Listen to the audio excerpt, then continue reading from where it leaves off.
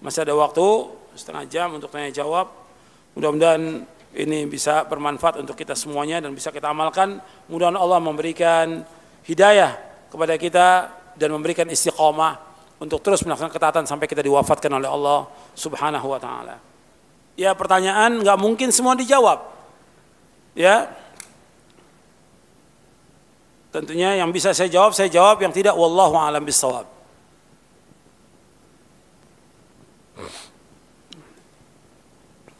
Ini kiat-kiat istiqomah sudah kita baca tadi barusan. Pertanyaan ditulis sebelum kita baca. Terburu-buru nanyanya. Bagaimana sholat di masjid yang ada kuburan? Yang nggak boleh kita sholat di masjid yang ada kuburan, dilarang oleh Nabi. Nah sekarang kita nggak sholat, kita sholat di tempat yang lain, bukan di rumah. Kalau di tempat itu, di masjid itu ada kuburan, ya kita cari tempat lain yang tidak ada kuburannya. Karena laki-laki wajib sholat berjamaah di masjid. Itu untuk kiat-kiat istiqomah, untuk bisa istiqomah itu ada saya sebutkan 17 itu di buku itu. Antum baca lagi. Bagaimana kita memberikan nafkah kepada orang tua kita tanpa sepengetahuan istri? Ya nggak perlu istri tahu. Antum sampai nikah lagi pun istri nggak tahu, nggak ada masalah.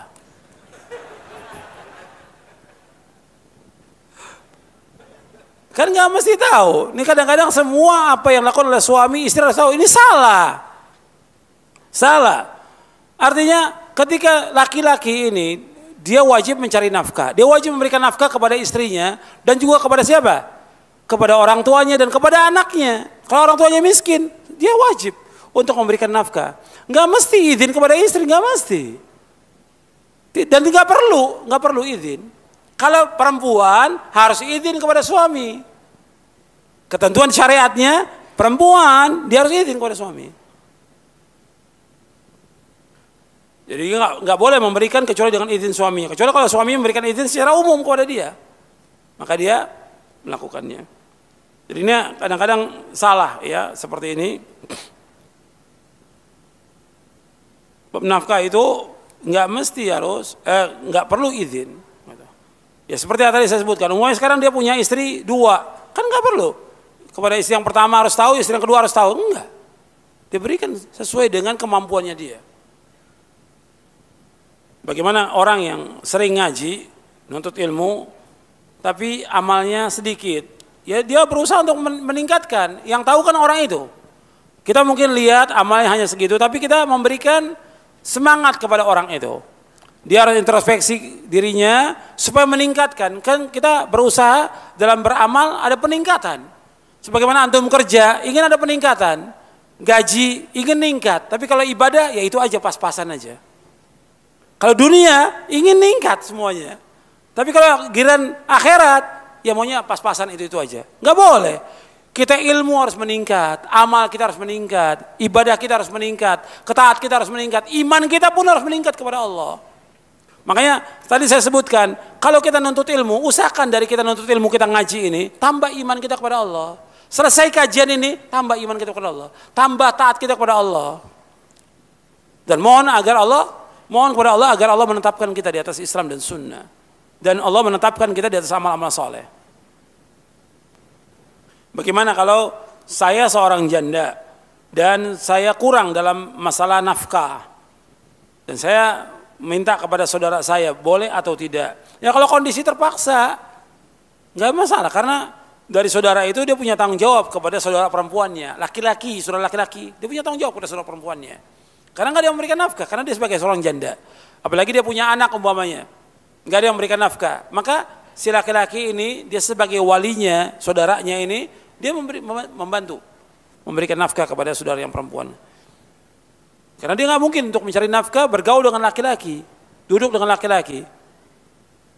Maka dia diberikan oleh saudaranya, dan saudaranya harus paham bahwa dengan memberikan saudara, sanak kerabat, ganjarannya besar. Makanya ketika kita akan memberikan kepada orang lain, saudara dulu kan, sanak kerabat yang miskin. Karena Allah mengatakan wa atidal qurba haqqahu, baru apa? Wa atidal qurba haqqahu wal miskin. Dalam surah Al-Isra. Berikan sanak kerabat dulu, baru apa? Orang miskin. Sanak kerabat dulu. Yang susah dan miskin kita dahulukan, kita bantu mereka. Bagaimana kalau saya seorang pekerja, ini wanita, ibu-ibu, ingin berhenti, tapi kadang-kadang ragu. Ini sudah bagus. Justru yang terbaik bagi dia berhenti. Karena yang wajib mencari nafkah siapa? Suaminya, laki-laki yang wajib mencari, bukan perempuan. Makanya Allah ketika menyebutkan tentang keutamaan laki-laki, karena mereka memberikan apa? Nafkah. Allah sebutkan dalam surah An-Nisa ayat 34, Ar-rijalu qawwamuna 'alan nisa bima faddalallahu ba'dahum 'ala ba'd wa bima anfaqu min amwalihim. Laki-laki sebagai pemimpin bagi wanita dengan sebab Allah utamakan mereka sebagian dan yang kedua dengan sebab mereka mencari nafkah, memberikan nafkah kepada istrinya. Bagaimana dengan penuntut ilmu yang sekarang ini sibuk dengan handphone, ya dengan internet. Nah, ini juga banyak nih yang mafsadahnya handphone ini atau internet dan fitur-fiturnya banyak sekali yang mafsadah. Makanya kita harus berusaha untuk menjauhkan. Banyak orang yang sesat dengan sebab itu. Banyak yang kena syubhat karena itu dengan internet. Bukan berarti dia seluruhnya tidak manfaat. Sebagian besar tidak manfaat. Sebagian kecil manfaat kalau memang dipakai untuk yang manfaat. Maka antum jangan sibukkan dengan yang seperti itu. Sibukkan dengan ilmu. Antum HP ini sibuk sebentar-bentar ngomong, sebentar HP, sebentar SMS. Habis waktu. Kadang baru habis sholat mestinya zikir pegang HP. Bukan Allahumma antas salam, bukan istighfar, HP dulu. Ini banyak mengganggu kita. Dan ini banyak buang waktu. Saya jelaskan tentang waktumu dihabiskan untuk apa yang terbanyak ini. Dengan HP ini, antum bisa hitung deh. SMS sehari berapa? Nerima telepon atau telepon orang berapa? Berapa jam? Antum bisa hitung. Antum baca juga berita berapa jam? Coba kalau antum baca Al-Quran, antum baca sunnah Nabi yang sahih, kitabnya para ulama, sibuk dengan amal saleh, bukan nggak boleh, boleh, tapi sekedarnya aja. Yang ada ini banyak waktu terbuang dengan sebab itu. Ini semuanya kena ini. Yang bapaknya, yang ibunya juga, wah, luar biasa, ibunya juga di rumah sibuk dengan HP. Yang neneknya juga sama, sibuk dengan HP. Yang anak-anaknya juga sama. Karena semua dikasih HP. Akhirnya lupa ngaji, lupa baca Quran, lupa ibadah kepada Allah. Ini banyak mengganggu ini. Dan nggak sadar kita lagi digoda oleh syaitan, nggak sadar ya. Ini fitnah. Ini fitnah. Bolehkah kita membaca tentang kejelekan-kejelekan dari ahlul bid'ah? Ya, manfaatnya apa? Ini kadang-kadang sering dikirimkan dalam WhatsApp ini. Manfaatnya apa? Di WhatsApp dikirimkan, nggak usah dibaca. SMS juga nggak semua harus dibaca. Yang kelihatan manfaat dari orang tertentu yang memang kita dekat, kita baca. Kalau enggak, buat apa? Kadang-kadang juga menceritakan rumah tangga orang. Gak ada manfaatnya. SMS kan pesan singkat. Ini panjang sekali cerita rumah tangganya. Manfaatnya apa? Kalau nanya apa inti pertanyaan itu? Ini cerita. Dan capek, orang habis waktu. Antum baca berapa menit? Kita berpikir daripada baca SMS itu, asal baca Quran. Satu ayat dapat ganjaran kita. Baca SMS kita dapat ganjaran. Bahkan kadang-kadang yang masuk apa? Syubhat. Di WhatsApp juga begitu juga. Antum lihat manfaat dan tidaknya. Bagaimana kalau seorang mudir yayasan atau pesantren, dia mengeluhkan tentang fasilitas yang rusak, diadukan kepada wali santri untuk membantu. Ya ini kan dalam rangka tahun al-birri wa taqwa. Karena untuk berjalannya pondok pesantren itu mesti dapat dukungan dari siapa? Dari wali santri. Dari orang-orang yang mampu, tentunya yang mampu untuk memberikan bantuan. Kalau memang dia sudah cukup, nggak perlu dia sampaikan kepada wali santri. Kalau memang ada orang kaya yang bisa membantu pondok itu, nggak perlu lagi dia sampaikan kepada wali santri. Tapi ini perlu tahun al-birri wa taqwa. Karena untuk bisa membangun pondok itu, ya mesti ada kerjasama dalam kebaikan. Ada dukungan dari kaum muslimin, bisa tegaknya pondok. Karena adanya pondok manfaat. Buat kita, buat anak kita, buat cucu kita, buat seluruh kaum muslimin manfaat. Kenapa kita nggak mau bantu? Apalagi yang jelas pondok-pondok salaf, bantu. Dan ganjarannya besar, kita membantu mereka. Kalau kita nggak mampu nggak ada masalah. Karena juga tergantung kemampuan. Kita bilang bahwa saya untuk menyekolahkan anak ini saja, bayaran saya itu hanya mampu pas-pasan. Saya nggak bisa mampu, nggak ada masalah. Dan juga jangan diwajibkan oleh mudir itu semua harus nyumbang, nggak boleh. Tergantung kemampuan yang dia bisa bantu. Iman itu naik turun, apakah tidak bertolak belakang dengan istiqomah? Iya, iman itu betul naik turun. Iman itu yazid wa yanqus, bertambah dan berkurang. Tapi kan kita berusaha untuk terus meningkatkan iman kita. Kita mau turun atau mau naik iman kita ini? Saya tanya kepada antum, kita ini mau turun mau naik? Mau naik iman kita. Jadi betul iman itu terkadang naik, terkadang turun. Tapi kita berusaha bagaimana untuk meningkatkan iman kita. Makanya doanya Abdullah bin Mas'ud radhiyallahu an, Allahumma zidna imanan wa yaqinan wa fiqhan. Ya Allah, tambahkanlah iman kami. Tambahkanlah keyakinan kami, tambahkanlah pemahaman kami. Kita harus berusaha untuk istiqomah. Tadi sudah saya sebutkan penjelasan para ulama tentang istiqomah dan juga hadis Nabi SAW. Artinya kita untuk berusaha untuk istiqomah melaksanakan semua amal-amal taat, tapi nggak mungkin semuanya, mesti ada kekurangan. Maka tetap berjalan dengan kekurangan itu, maksudnya meskipun sedikit tetap jalan. Untuk semua nggak mau. Sekarang gini, antum sedekah, sedekah umpamanya antum sedekah, ada orang sedekah 100.000 setiap hari, ada yang sedekah 50.000 setiap hari, ada yang sedekah 10.000 setiap hari. Kita cuma mampu 1.000 perak. Dengan kemampuan 1.000 perak kita sedekah itu rutin, itu lebih baik daripada yang 100.000 setahun sekali sedekahnya. Baikkan mana? 1.000 tiap hari, 100.000 setahun sekali, atau 1 juta tapi setahun sekali. Lebih baik mana?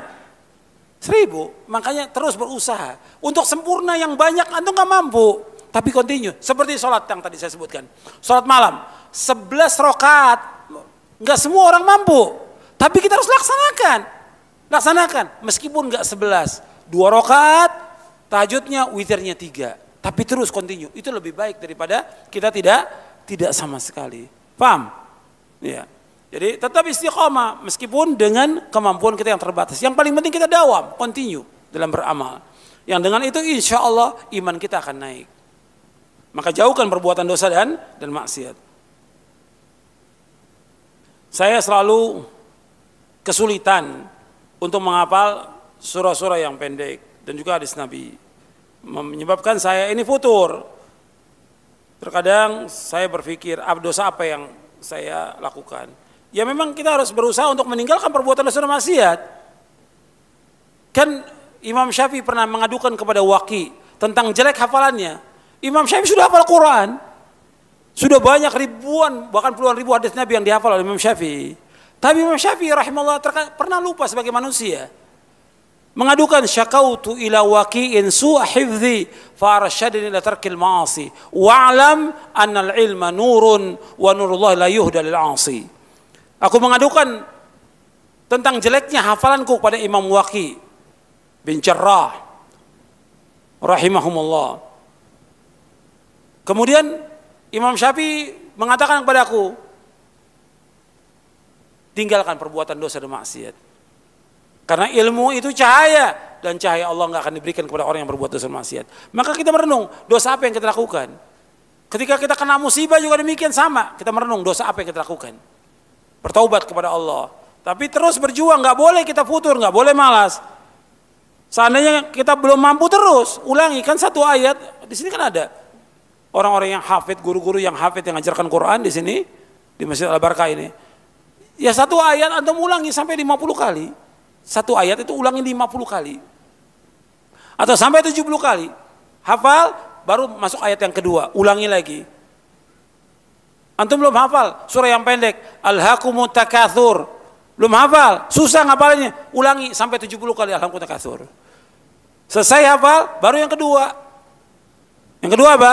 Hatta zurtumul maqabir. 70 kali lagi ulangi. Nanti terus sampai hafal. Begitu yang dianjurkan oleh para ulama. Saya ditegur oleh ikhwan karena di motor saya tidak ada stiker roja. Udahlah, saya bukan kru roja. Apakah ini termasuk apa Ustaz? Ini termasuk gulu. Ini termasuk gulu. Kita ini gulu berlebih-lebihan. Dan ini banyak berlebih-lebihan. Orang harus, yang penting antum mengambil manfaat istifadah dari kajian yang disampaikan dan amalkan. Nggak mesti ada stiker roja. Ini gulu. Nggak boleh seperti itu. Orang harus manfaat. Hatta juga umpamanya karyawan roja juga, dia harus mengambil manfaat dari kajian yang disampaikan. Jangan pakai jas kru roja, tapi nggak pernah dengar pengajian. Sibuk aja dengan ngambil gambar. Sibuk dengan ngambil gambar. Sibuk jadi panitia. Dia harus mengambil manfaat. Nanti rugi, dia seperti lilin. Dia menerangi orang tapi dia terbakar. Nggak boleh dalam Islam seperti itu. Semuanya yang di roja, yang di Masjid Al-Barakah sekitar harus mengambil manfaat dari kajian-kajian yang ada. Bab itu yang pertama soal itu. Jangan kita gulu. Karena gulu ini apa? Membinasakan. Kata Nabi SAW, iyyakum wal gulu fid din. Fa inna ma ahlaka man kana qablakum al gulu fid din. Jauhkan dari kamu dari gulu. Karena gulu akan membinasakan kamu. Jangan gulu dalam agama ini. Gulu membinasakan kamu. Sebagaimana orang-orang sebelum kalian telah binasa dengan sebab gulu. Makanya jangan gulu. Gulu dalam masalah itu, stiker, gulu juga dalam masalah tadi. Ya semuanya, banyak kalau contoh kan banyak ratusan ini. Contohnya. Gulu banyak. Itu. Seperti pengobatan harus dengan herbal. Kalau nggak herbal nggak sembuh. Ini gulu ada. Gulu banyak. Begitu juga ini masjid Al-Barakah ini. Kadang-kadang ada orang yang nggak mau sholat kecuali di Masjid Al-Barakah. Ini hulu. Saya kalau mau contohkan ratusan ini. Hulu ini. Masjid Al-Barakah dengan masjid yang lain seluruh dunia sama kecuali 3 masjid yang utama. Masjid mana yang utama? Masjid Haram, Masjid Nabawi, Al-Aqsa. Jangan punya keyakinan antum masjid ini utama Al-Barakah sama dengan masjid yang lain. Dan saya pernah sampaikan di Masjid Imam Ahmad bin Hanbal bahwa Masjid Imam Ahmad nggak punya keutamaan sama sekali. Sama dengan masjid yang lain seluruh dunia sama. Nggak ada keutamaan. Ini ada orang punya keyakinan mesti sholat di Masjid Al-Barakah. Kalau nggak sholat situ nggak sah. Ada gulu. Gulu. Nggak boleh. Sama juga seperti sholat Jumat. Ada orang dari jauh pengen sholat Jumat di Masjid Al-Barakah. Nggak ada keutamaan di sini. Sama dengan, kalau kita mau cari sunnah, banyak masjid yang lain yang juga yang sunnah. Nggak mesti di tempat ini. Kalau kebetulan ada pengajian di sini, nggak apa-apa untuk datang. Karena mau ngambil ilmu, nimba ilmu. Nggak ada masalah, hatta keluar kota untuk nimba ilmu nggak ada masalah. Tapi mengatakan niat dari rumah bahwa masjid ini punya keutamaan lebih dari yang lain, ini ghulu, nggak boleh dalam Islam. Sama dengan masjid yang lain, fadilahnya, ganjarannya sama dengan masjid yang lain.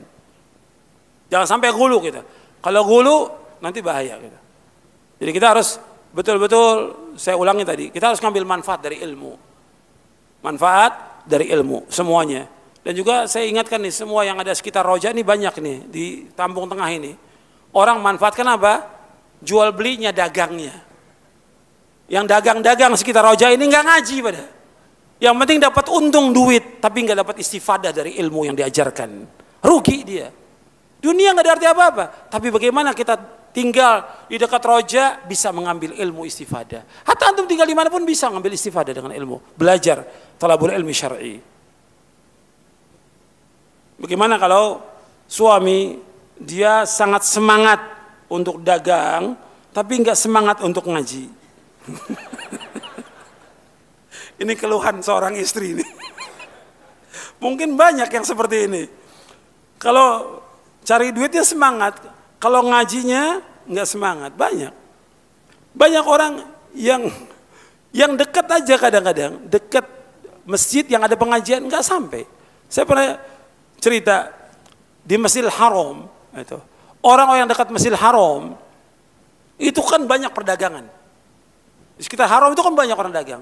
Tapi yang dagang-dagang itu nggak pernah sampai ke Masjidil Haram. Kakinya tuh berat itu mau melangkah ke Masjidil Haram. Sholatnya di mana mereka? Depan tokonya. Ini bukti nyata ini. Sholat depan tokonya. Padahal dia hanya berapa langkah ke Masjidil Haram, nggak sampai. Sibuk dengan dunia dia. Maka diingatkan. Dia harus mengambil ibadah terus, istifadah Kayak di sini tadi saya contohkan. Yang buka-buka toko, dia sampai mungkin untuk sholat 5 waktunya sampai dia ke sini. Tapi untuk ngajinya nggak sampai-sampai dia. Ada nggak? Ada yang seperti itu. Maka harus diingatkan. Jadi ketika suami yang seperti itu diingatkan dengan cara yang baik. Pak, saya sudah cukup dengan bapak dagang dan alhamdulillah dagangan itu laris. Cukup udah. Sekarang kita ngaji, kita nuntut ilmu, kita baca Quran, kita mengamalkan, kita bangun tengah malam. Kita kasih semangat, seorang istri akan semangat dan doa kepada Allah agar Allah memberikan taufik kepada suaminya. Begitu juga suami berdoa kepada Allah agar Allah memberikan taufik kepada istrinya. Tolong jelaskan dalil bahwa harta anak juga merupakan harta orang tuanya. Ya ayat dalam surah, yang pertama ayat di dalam surah An-Najm. Di ayat berapa? Di ayat 38 ya. Wa an laisal insani illa ma sa'a. Seorang tidak akan mendapatkan melainkan apa yang dia usahakan. Seorang tidak akan mendapatkan apa yang diusahakan. Kata Nabi, inna auladakum min kasbikum. Sesungguhnya usaha kamu, sesungguhnya anak kamu termasuk usaha kamu. Bahkan pernah ada anak yang ngeluh pada Nabi karena orang tuanya mengambil hartanya. Dia mengeluh pada Nabi, si anak ini. Ya Rasulullah, orang tua saya ngambil harta saya. Apa kata Nabi? Anta wa maluka li abika. Kamu dan hartamu milik ayah kamu. Karena dia bisa usaha, bisa dagang, bisa segala macam, kan juga dengan sebab siapa? Sebab orang tuanya. Boleh nggak kita menceritakan perbuatan dosa kita seperti main musik, pacaran, sebagai contoh? Nggak boleh. Tutup, Allah sudah tutup, jangan dilakukan lagi, jangan ceritakan pada orang. Kita memberikan semangat banyak contoh yang lain dari para ulama salaf. Bagaimana mereka semangat. Jangan contohkan perbuatan dosa dan maksiat. Karena kita juga nggak tahu apakah kita tetap dengan taubat kita istiqomah atau kembali lagi nanti.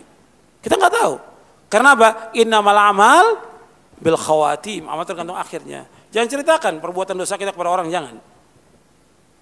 Justru kita tutup dan kita bertaubat kepada Allah dengan taubatan nasuha. Justru kita ingin jangan sampai orang tahu perbuatan dosa kita. Jangan sampai orang tahu perbuatan maksiat kita. Jangan sampai orang tahu tentang aib kekurangan kita dalam berbuat dosa dan maksiat. Tutup itu dan mohon kepada Allah agar Allah menutupi. Dan Nabi SAW menyuruh kita untuk melakukan amal-amal soleh, memohon rahmat Allah dan minta kepada Allah agar Allah menutupi aurat kita, menutupi aib kita, menutupi kekurangan kita. Dosa itu aib atau bukan? Dosa. Aib. Kalau aib ditutup, jangan diceritakan kepada orang. Ada satu hadis Nabi, ini juga berkaitan dengan istiqomah ya. Suruh kita melakukan amal soleh. Nabi SAW bersabda, hadis ini hasan, dihasankan oleh Syekh Albani di dalam kitabnya Silsilah Hadis As-Sahihah. Diriwayatkan oleh Imam Hakim, diriwayatkan juga oleh Abu Nuaim dalam kitabnya Hilyatul Auliya. Kata Nabi SAW, if'alul khaira dahrakum wa ta'aradu linafahati rabbikum fa inna lillahi nafahatin min rahmatihi yusibu bihi man yasha'u min ibadihi wa sallallahu ayyastura auratikum wa yu'ammina raw'atikum. Kata Nabi, if'alul khaira dahrakum. Ini ada hadisnya. Kata Nabi, if'alul khaira dahrakum wa ta'aradu li nafahati rahmatillah fa inna lillahi nafahatin min rahmatihi yusibu biha man yasha'u min ibadihi wa sallallahu yastura auratikum wa yu'ammina raw'atikum. Kata Nabi SAW, kerjakanlah kebaikan sepanjang tahun kamu. Arti kebaikan bukan hanya ada pada Ramadan. Kerjakan kebaikan itu sepanjang tahun itu. Sampaikan diwafatkan. If'alul khaira dahrakum, sepanjang hari, sepanjang pekan, sepanjang bulan, sepanjang tahun kerjakan kebaikan itu. Wa ta'aradu li nafahati rahmatillah, dan adalah kalian persiapkan diri untuk menerima limpahan-limpahan rahmat Allah. Fa inna lillahi nafahatin min rahmatihi. Sesungguhnya bagi Allah itu ada limpahan rahmatnya. yusibu biha man yasha'u min ibadi. Allah memberikan limpahan rahmat kepada hambanya yang Allah kehendaki. Wa sallallahu yastura auratikum, minta kepada Allah agar Allah menutupi aurat kalian, aib-aib kalian. Wa yu'ammina rawatikum, dan minta kepada Allah agar Allah memberikan rasa aman kepada kalian dari rasa takut. Ini diriwayatkan oleh Imam At-Tabrani dalam Mu'jamul Kabir dan Imam Baihaqi dalam Syu'abul Iman. Imam Tabrani dalam Mu'jamul Kabir dan juga Imam Baihaqi dalam Syu'abul Iman, dan disahihkan oleh Syekh Albani dalam silsilah hadits as-shahihah di juz yang keempat. Maka kita berusaha untuk berbuat kebaikan dan mohon rahmat Allah, dan kita minta kepada Allah agar Allah menutup aurat kita. Maka antum sudah hafal doa untuk menutup aurat? Sudah hafal belum? Sudah. Kalau antum tidak hafal berarti antum tidak hafal zikir pagi sore. Di zikir pagi sore ada Allahumma inni as'alukal afwa wal afiyata fid dunya wal akhirah. Allahumma inni as'alukal afwa wal afiyata fi dini wa dunyaya wa ahli wa mali. Allahumma astur aurati wa amin rawati. Allahumma ihfazni min baini yadayya wa min khalfi wa an yamini wa shimali wa min fawqi wa a'udzu bi 'azamati an uqtala min tahti. Itu zikir pagi sore yang antum baca. Minta. Cuma antum belum menghayati makna dari zikir itu. Yang penting asal baca, asal bunyi. Asbun. Coba antum perhatikan maknanya, mudah-mudahan Allah menjaga saya. Makanya zikir-zikir yang antum baca itu tahu artinya, hayati artinya. Betul-betul antum mohon kepada Allah. Al-afwu wal-afiyah. Bukan asal baca. Asal zikir, bukan, tapi menghayati maknanya sehingga betul-betul antum minta kepada Allah agar Allah memberikan rahmatnya kepada kita. Apabila seorang hamba sudah bertaubat kepada Allah yang dilakukannya dengan taubatan nasuha, apakah dosa itu akan diperlihatkan di hari kiamat? Ya Allah akan hapuskan kalau dia sudah taubat dengan taubatan nasuha dan dia istiqomah dalam taubatnya, Allah akan hapuskan dosa-dosanya. Dan Allah berjanji untuk menghapuskan dosa-dosanya. Jadi kita terus bertaubat kepada Allah dan memohon kepada Allah agar Allah menghapuskan dosa-dosa kita. Kita ini banyak zalim kepada diri kita, banyak lalai. Maka terus kita berdoa kepada Allah agar Allah mengampuni dosa-dosa kita dan Allah memberikan kita istiqamah di atas manhaj yang hak. Saya pikir cukup sampai di sini karena sudah masuk waktu zuhur dan saya mohon maaf, enggak semua pertanyaan bisa dijawab. Nanti bisa ustaz-ustaz yang lain yang dirojak yang bisa menjawab pertanyaan antum. Kalau saya cukup sampai di sini, mudah-mudahan kajian kita bermanfaat dan mendapatkan hidayah dari Allah, taufik dari Allah, mendapatkan rahmat dan barokahnya, dan mudah-mudahan Allah memberikan kita istiqamah di atas sunnah Nabi SAW, di atas Quran wa sunnah ala fahmi salaf, dan tetap demikian sampai kita diwafatkan oleh Allah dalam keadaan husnul khatimah. Wa sallallahu nabiyana Muhammadin sallallahu alaihi wasallam, subhanakallahumma bihamdik, asyhadu an la ilaha illa anta, astaghfiruka wa atubu ilaik. Assalamualaikum warahmatullahi wabarakatuh.